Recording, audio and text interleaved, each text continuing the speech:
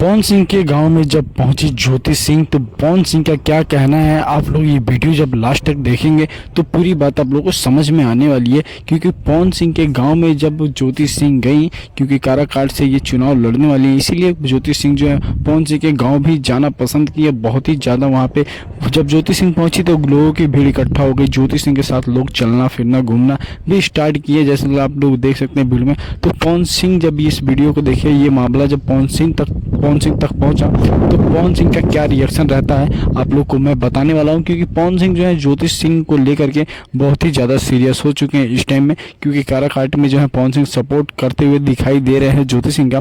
बाकी पवन सिंह का ये भी कहना है कि हमारे गाँव तुम जा रहे हो तो थोड़ा अच्छे से जाओ, पवन सिंह का यही कहना है। क्योंकि पवन सिंह जो है लाइव जो है आने के बाद पवन सिंह इस चीज़ का खुलासा करते हैं कि ज्योति सिंह जो है ये काराकाट के लिए ठीक है जा रही है, बट गाँव में थोड़ा तरीके से जो है घूमे फिरे अच्छे से थोड़ा देखभाल करें। पवन सिंह का यही कहना होता है। बाकी आप लोग का क्या राय है, क्या कमेंट करते हैं आप लोग